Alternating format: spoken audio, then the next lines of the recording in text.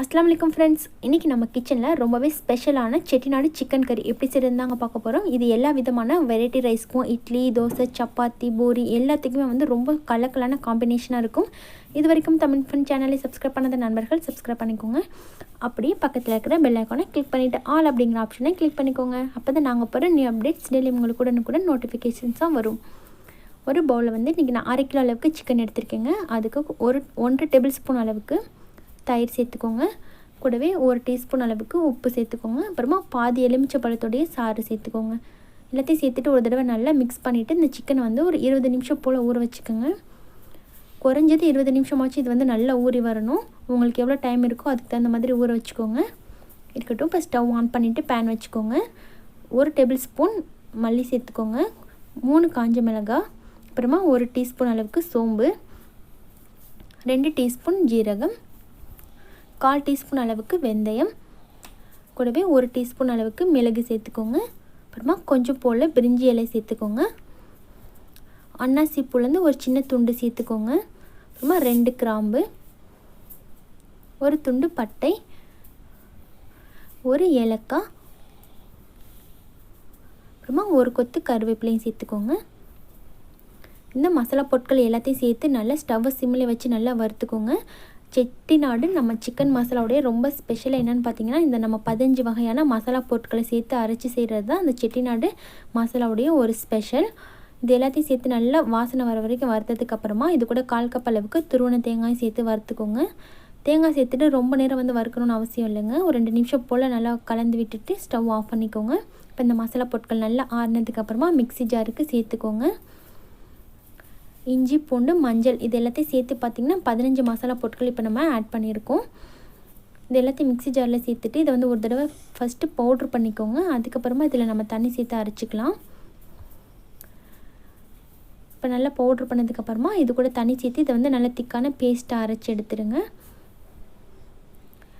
அரைச்சதுக்கப்புறம் வாசனையே வந்து ரொம்ப சூப்பராக கமகமன்னு இருக்குது. செட்டிநாடு மசாலா ரெடியாக இருக்குது. இப்போ ஸ்டவ் ஆன் பண்ணிவிட்டு பேன் வச்சுக்கோங்க. 2 டேபிள் ஸ்பூன் ஆயில் சேர்த்துக்கோங்க. அதில் 1 பட்டை, 1 கிராம்பு, 1 ஏலக்காய் சேர்த்துக்கோங்க. இதெல்லாம் சேர்ந்து நல்லா பொரிஞ்சு வந்ததுக்கப்புறமா இது கூட 150 கிராம் அளவுக்கு சின்ன வெங்காயம் சேர்த்துக்கோங்க. வெங்காயம் சேர்த்து நல்லா வதக்கி விட்டுருங்க. வெங்காயம் வந்து நல்லா ப்ரௌன் கலராக வதங்கி வரட்டும். இப்போ பாருங்கள், வெங்காயத்தோட கலர் நல்லா சேஞ்ச் ஆகி ப்ரௌன் கலராக ஆரம்பிச்சிருக்கு. இந்த ஸ்டேஜில் இது கூட வந்து 1.5 டேபிள் ஸ்பூன் அளவுக்கு இஞ்சி பூண்டு பேஸ்ட் ஆட் பண்ணிக்கலாம். இஞ்சி பூண்டு பேஸ்ட் ஆட் பண்ணிவிட்டு இந்த பச்சை வாசனை போகிற வரைக்கும் நல்லா வதக்கிக்கோங்க.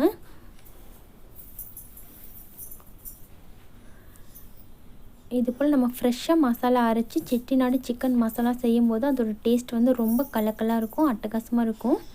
இப்போ இஞ்சி பூண்டு பேஸ்ட்டும் சேர்ந்து நல்லா வதங்கி வந்துருச்சு. இது கூட 2 தக்காளி சேர்த்துக்கோங்க.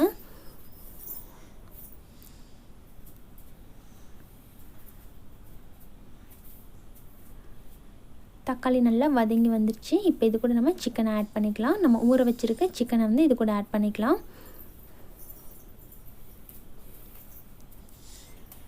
சிக்கன் இது போல் நம்ம ஊற வச்சு சேர்க்குறதுனால நல்லா ஜூஸியாக கிடைக்கும். உங்களுக்கு சிக்கன் வந்து நல்லா சாஃப்டாக வெந்து வரும். இப்போ இந்த சிக்கன் கூடவே கொஞ்சமாக உப்பும் 1 டீஸ்பூன் அளவுக்கு மஞ்சள் தூளும் சேர்த்துக்கோங்க. நம்ம ஏற்கனவே சிக்கன் ஊற வைக்கும் போது நம்ம உப்பு சேர்த்துருக்கோம். அதுக்காக மசாலாவுக்கு தகுந்த அளவுக்கு மட்டும் உப்பு இப்போ சேர்த்துக்கோங்க. சேர்த்துட்டு இதை ஒரு தடவை நல்லா மிக்ஸ் பண்ணிக்கோங்க. மிக்ஸ் பண்ணிவிட்டு இப்போ க்ளோஸ் பண்ணி வச்சுருங்க. இப்போ சிக்கன்லேருந்து தண்ணியில் வந்து ரிலீஸ் ஆகி வரட்டும். ஒரு 10 நிமிஷத்துக்கு அப்புறமா ஓப்பன் பண்ணி பார்த்தோன்னா இது போல் நல்லா வந்து தண்ணி வந்து உங்களுக்கு ரிலீஸ் ஆகி வந்திருக்கும். இப்போ இந்த தண்ணி ரிலீஸ் ஆன தண்ணியில் கொஞ்சம் நல்லா சுருண்டு வரணும். அதுக்கப்புறமா நம்ம அரைச்சி வச்சுருக்க மசாலாவை ஆட் பண்ணிக்கலாம். அந்த தண்ணி கூடவே நம்ம சேர்த்துட்டோம் அப்படின்னா வந்து ஒரு மாதிரி கவுச்சி ஸ்மெல் வந்துடும். நல்லா இந்த தண்ணி சுருண்டு வந்ததுக்கப்புறமா நம்ம அரைச்சி வச்சுருக்க மசாலாவை இது கூட ஆட் பண்ணிக்கலாம். ஆட் பண்ணிவிட்டு கொஞ்சம் போல் தண்ணியை சேர்த்துக்கலாம். ஒரு 1/2 கப் அளவுக்கு தண்ணி சேர்த்து இதை நல்லா மிக்ஸ் பண்ணி விட்டுக்கோங்க.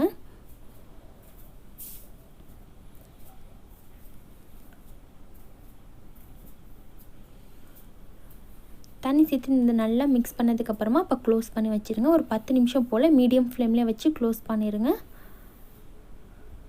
இப்போ சிக்கன் வந்து நல்லா வெந்து வரட்டும். இடையில ஒரு தடவை நல்லா கலந்து விட்டுக்கோங்க, அடி பிடிச்சிடாமல். இப்போ பாருங்கள், 10 நிமிஷத்துக்கு அப்புறமா ஓப்பன் பண்ணி பார்க்கலாம். மசாலாலாம் நல்லா குக் ஆகி சிக்கன் கூட சேர்ந்து ரொம்ப அட்டகாசமாக ரெடி ஆயிடுச்சு. நம்மளுடைய சூப்பரான செட்டிநாடு சிக்கன் கிரேவி சூப்பராக தயாராகிடுச்சுங்க. கண்டிப்பாக இது போல் நீங்களும் ட்ரை பண்ணி பாருங்கள். இந்த வீடியோ உங்களுக்கு பிடிச்சிருந்துச்சுன்னா லைக் பண்ணிவிட்டு உங்கள் ஃப்ரெண்ட்ஸுக்கும் ஷேர் பண்ணிக்கோங்க.